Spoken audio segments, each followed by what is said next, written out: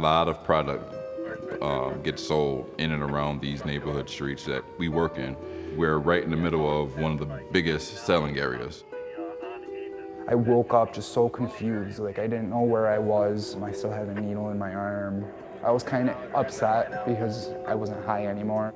Some of the most troubling OD calls we go on is when we pull up and we find a young mother with her 18-month-old baby in the back seat and a needle in her arm.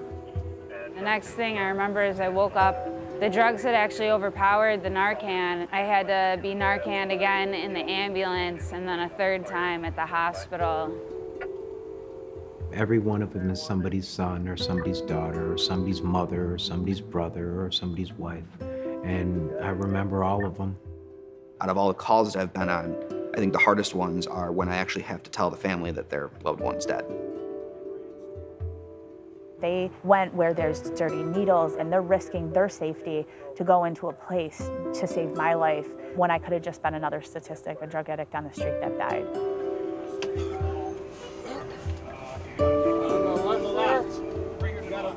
Okay. What is it? What's our garage? Out. 27. Find me a plug. You got a plug? I don't see any. I got one up right there. You good, B? Yep. You need me? Oh, we got a garage full of ball. I became a firefighter because I like to help people. I'm sure that's a very common answer when you ask people, but ever since I was young, I've always really liked to help people. You know, when I was a kid, the big red fire truck was always one of my favorites. So then I found out you could actually get paid to do this, to be a fireman. And as soon as I found out that, I was like, oh, that's the job for me. This work is very demanding. It's very rewarding. 2 days are never the same. So it challenges you on a lot of fronts to stay mentally sharp, to stay really physically prepared for a lot of the things, a lot of the ups and the downs, and the stress and the stress mentally and physically. So it's a lot of preparation. You see the house fire fully involved, and we go in and we come out, it's out. But there's a lot of prep work. So it's a very rewarding job. When I became a firefighter, I thought that the majority of our work would be fighting fires. That's changed. Now we serve all different types of calls, all different types of people, all different responses. I never thought that the majority of our calls would be overdoses and drug-related calls, and I never expected that to be the case.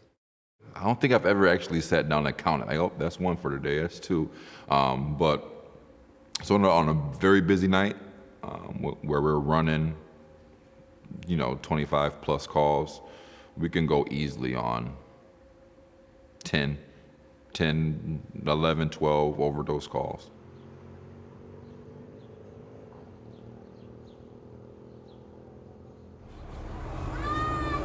Hi.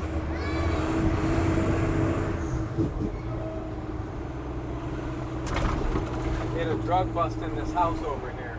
$450,000 in cash. Where? 650? Yeah. This White House right here? Yeah. Yeah, the shootout? Yeah. At this fire station, we're in a unique situation. This seems to be the epicenter of the heroin epidemic. If you want to buy heroin, this is where you come to. Yesterday, the guys came in and said, there's somebody ODing on our front bench. I go, really? Walked out, there's somebody ODing on our front bench. So it's not uncommon for me to walk out and pick up a needle, sit at the picnic table and pick a needle up out of the flower bed. There are many, many areas. I could draw a circle around this fire station and we could go out and pick up needles all day. So it's a free open air drug market. It operates 24/7. Fire department. You guys okay? All right, just checking. Yeah, I know you had the rug down, you got the, so. No. Dude, we just came to check on you guys. Like, more informative. No. Hey, we're here, like I said, we just came to see if you guys needed anything, if you're okay. Sorry, I didn't mean to ruin it for you, but, you know, if you need anything, don't hesitate to call. Stop over to Firehouse on Clinton Avenue. You ever need anything? I grew up in this neighborhood. My parents still live in this neighborhood. My brother lives in this neighborhood. I still live in this neighborhood. When I was a young kid, it was a lot different than it is now. Families, everybody lived together. Everybody was happy, you know. Everybody trusted each other and took care of each other. It's a lot different now, you know. Kids can't play on the street. There's needles, you know, vacant houses with needles all over the place. There's violence, you know. There's homelessness. There's drug dealers on the corner and people fighting and problems like that. And it's not as safe as it used to be. The neighborhood's kind of held hostage, you know, by this war with the drugs and the money that it produces and the problems that are all associated with it. And it's not a good thing. You know, all the goodness that comes out of this neighborhood is all overshadowed by the drugs and the violence that accompanies it.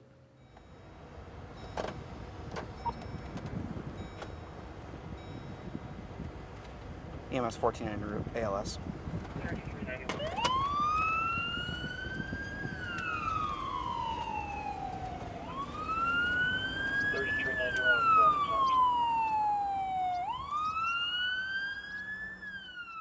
Working in a rural community is really difficult.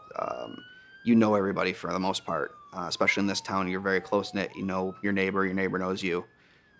Very small town, less than maybe 2,000. We cover about 100 square mile set of area. Encompasses a couple different towns, farmland, it could be the woods. I grew up here and I want to help my community. I've always wanted to be somebody that people are calling because they need help. They don't call me because they're having a good day. They don't call us because they're having a good day. They have probably the worst day of their life and they want somebody to come in and help them, and I want to be that person that they have helping them.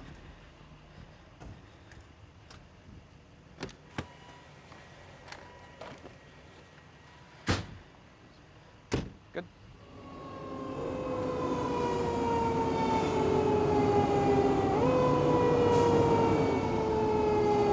Sorry, pressure engine 2.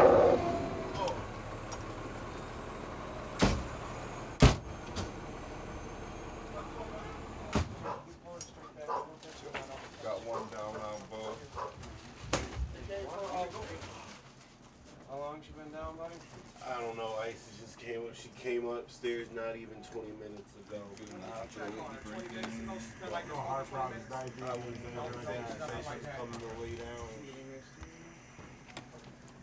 Any other medical history?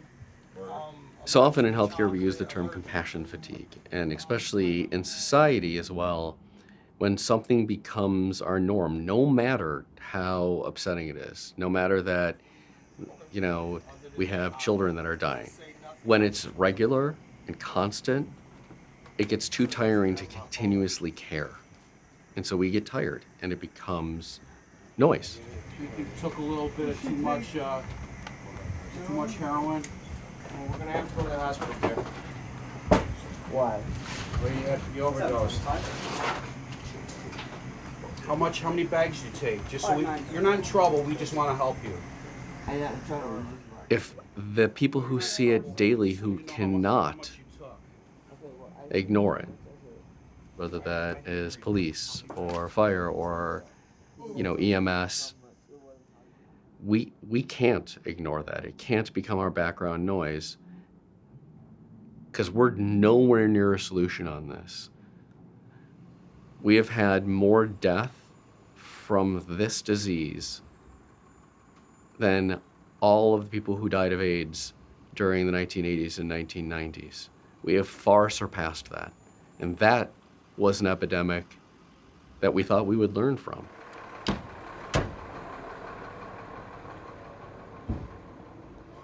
The overdose 193 down to C Street, apartment 1 for Kirkland for engine 7.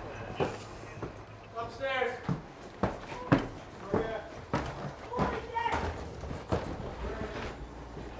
Where are we going? That way. Forward command. Yeah. Still breathing. Let's get him right out in the hall. Hang on 1 second. Let me grab it. He's freaking cold. Oh, he's moving. What do you take? Hey, buddy. You got the bottle or something? What's your name? What's his name, dude? Okay, I don't know what that is. What's his name?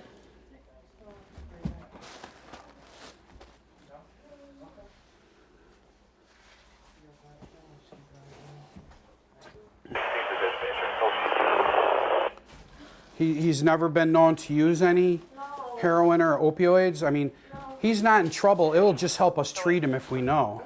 Where'd he get these?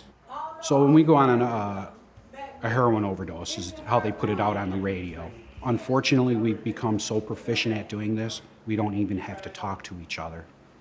You know, one of the crew members, one of my guys asked me one day, what is the difference between people living and dying from a heroin overdose?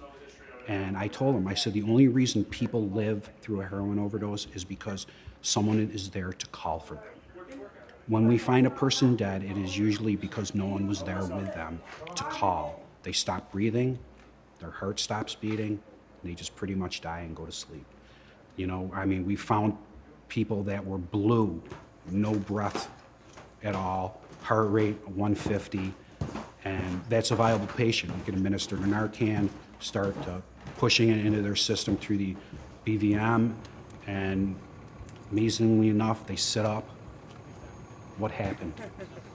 And they've never used heroin. This is always the thing. No, I didn't use heroin. We know. It's hard to admit for these people that they used and that they're in this position, but we know. Drugs in rural areas are actually making what once was a very safe place more dangerous. Everybody thinks that drugs are only in the cities or in the suburbs, but in reality, they're out in the country. Check his pupils. See if he's breathing and he's got a pulse. The training for this is very important because we want to fight how we train and train how we fight. A lot of that goes for how realistic the training is and how you can actually make a difference. So what you saw was my partner and I going in from being dispatched into confirming that it was a heroin overdose or some form of opiate overdose, administering the Narcan, performing the bag valve ventilations, waking them up and trying to keep them calm to the point that they understand what's going on. In the rural setting, drugs could range from heroin to fentanyl to methamphetamines, cocaine. But one that a lot of people don't think about is the pills that are in our medicine cabinets that are prescribed to us. A lot of people are abusing things like oxycodone, morphine, gabapentin's one of them that's been pretty big these days. Okay, answer this honestly. We're not the police. I need to know. Have you taken any drugs today?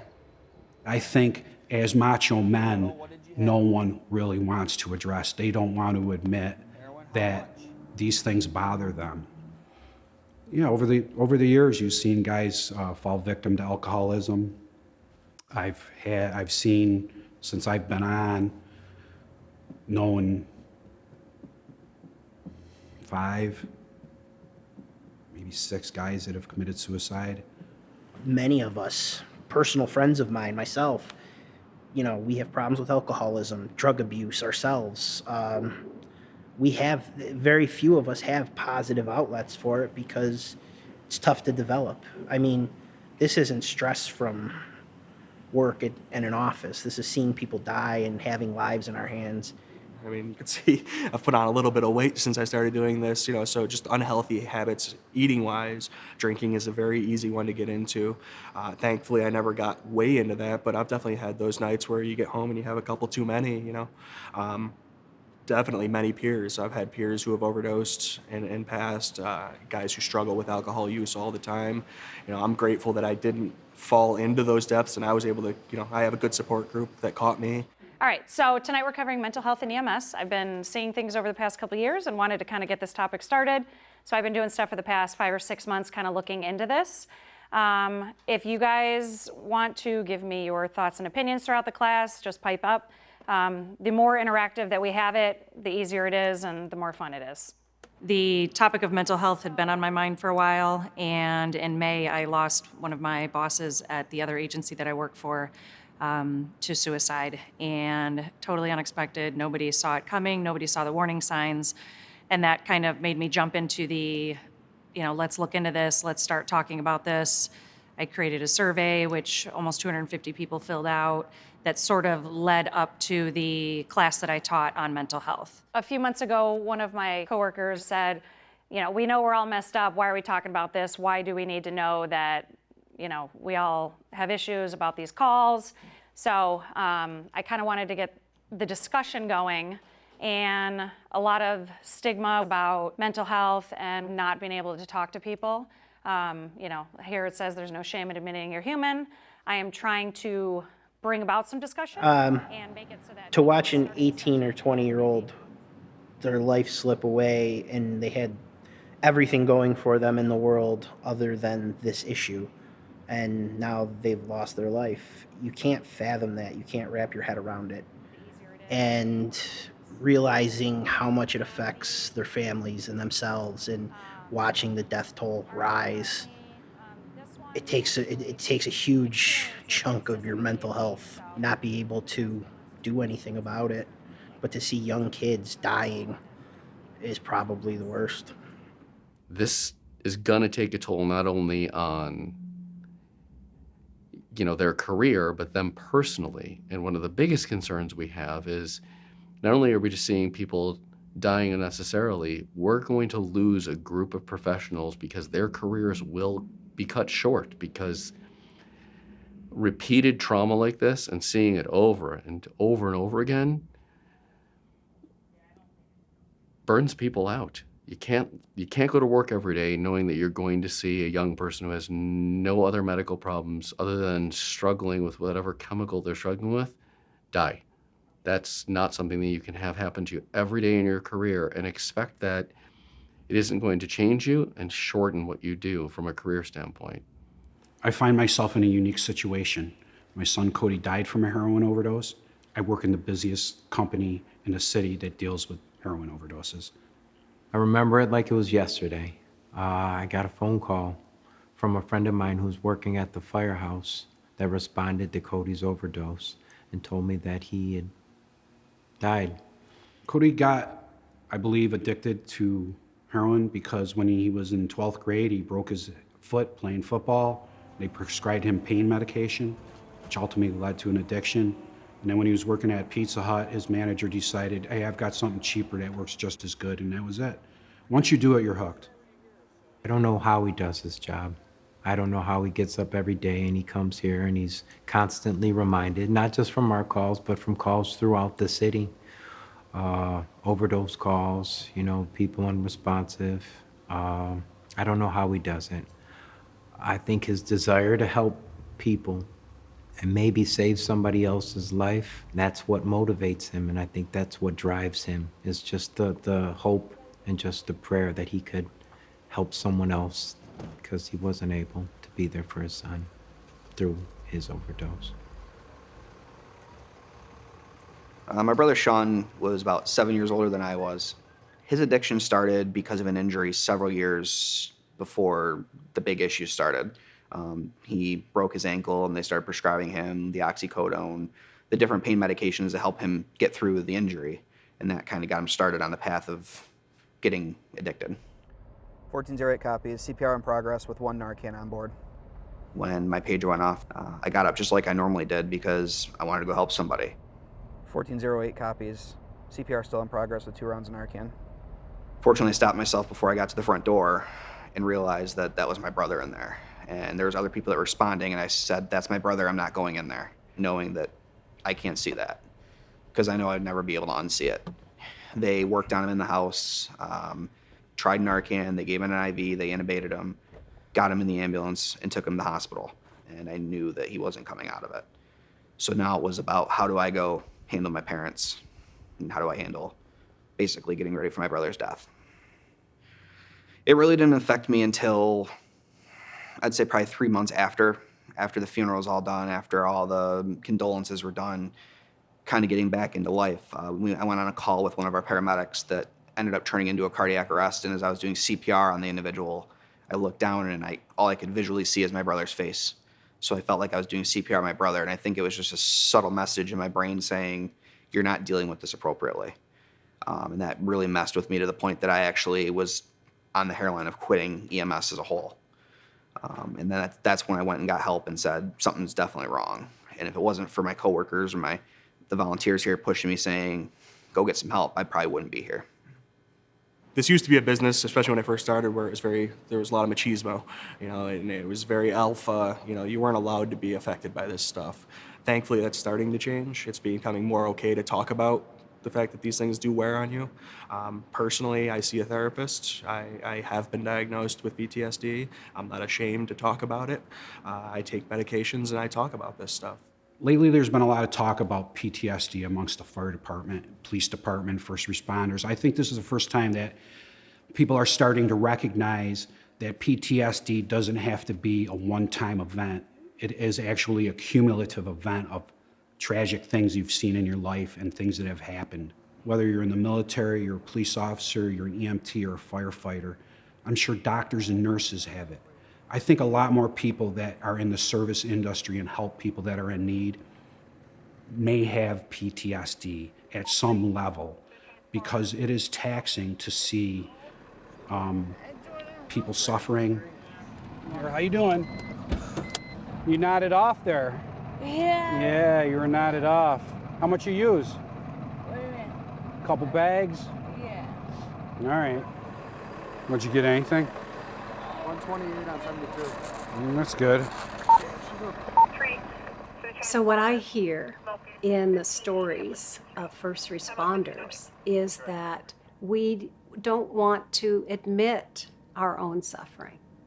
And there's a kind of vulnerability that comes with saying, this is really hard and it's really weighing me down. If we can do that in community and make it an acknowledgement of our humanity, that we are human beings, and that actually it's expected as a human being that we are going to have these kinds of responses, can help people be able to release it rather than to have it accumulate day after day, week after week, month after month, in a way that eventually causes burnout. It's okay, dear. Hold my hand. It's okay. It's okay. No, don't be sorry. It's okay. It's okay. Shh. Slow in through your nose and out through your mouth. There you go, honey. Just relax. It's going to be okay. You're not in any trouble. Yeah, she said she did a couple bags. She's been clean for a little while, but she's real upset right now. Did you guys give her anything? No. She's, okay. She's got a needle right on top of her purse, so she grabs it. I'm sorry. It's okay. It's going to be okay. Just breathe. How is it that we take people who sought out this work because of their compassion, because of their big hearts, and put them in situations that are devastating, that and over time have a cumulative effect upon how they feel physically, how they feel emotionally, and also on their mindset, how they see the world. They see things that don't fit at times with their beliefs about how things should go, and that can be very difficult for people to process and make sense of. So ultimately, what seems to help people is if they find some way of making meaning of the experience and trying to either improve the system in some way or help others that have been affected. That seems to be a critical part of healing in the face of all this trauma and sadness that healers experience. I do remember coming to, aspirating and vomiting, and seeing his face carrying me down these stairs. Two firefighters, John was in the front of me with his arms underneath me hooked, and then I went back out. I woke back up in the ambulance. Krista is a person that we saved on Orchard Street, I believe the street was. She was friends with Cody. John and Carrie Vague and their daughters came to my wedding, and I got to share the best day of my life with them. And I would not be here without John. I wouldn't have my son. I have a 1-year-old that's never seen me use. I have a beautiful husband and a home.